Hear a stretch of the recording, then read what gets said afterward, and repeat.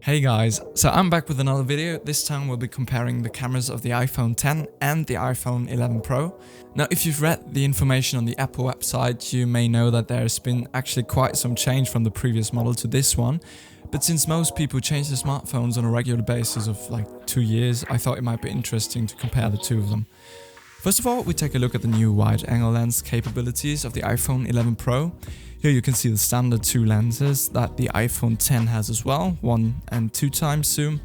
And I look at the 0.5 times anti-zoom of the new iPhone. You can see this is a phenomenal amount of picture content more being displayed with this new lens. You can really start to get creative with these kind of shots and have some great ideas that really look amazing. The second thing I want to show you is how the new iPhone handles colors much better. Now when we get closer to this sleeve, we start to notice a much more saturated green in the grass. And it seems like the newer model doesn't have to add as much contrast to achieve a reality-like effect. When we get to this picture, the difference becomes even clearer. The iPhone 10 cranks up its artificial contrast by a lot, and this is not so close to reality anymore. That is why my shoes appear to be wet, almost reflective there. The iPhone 11 Pro, on the other hand, performs way better, as you can see, and shows colors as well as surfaces and contrasts perfectly close to reality. Again, in this photo you can see how the newer model just handles colors and contrast way better compared to the older model. When flipping between the two, the difference really starts to show off here.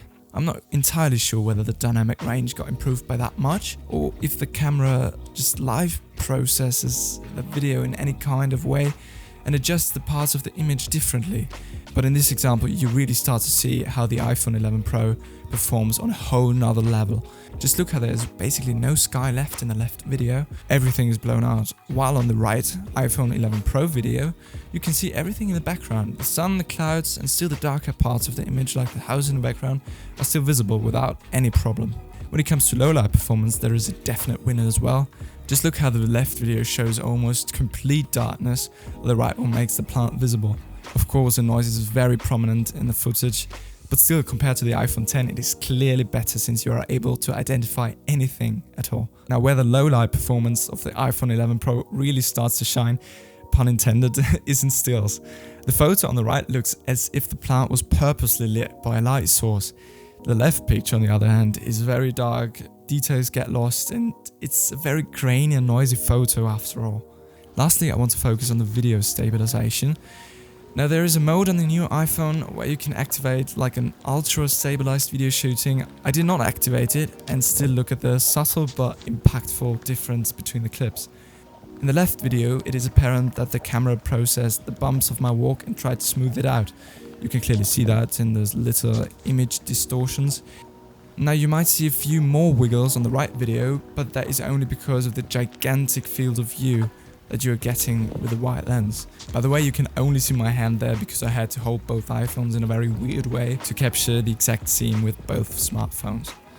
In conclusion, we can say that there is a massive difference between the two cameras, and while this video didn't serve as a competition between the two since it is clear that the iPhone 11 Pro is better, I wanted to make a comparison so you get to know if it's worth for you personally to upgrade.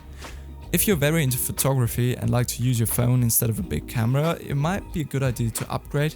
If you don't really take photos with your smartphone, you might want to consider upgrading from the previous model, since it might not be worth it for you personally.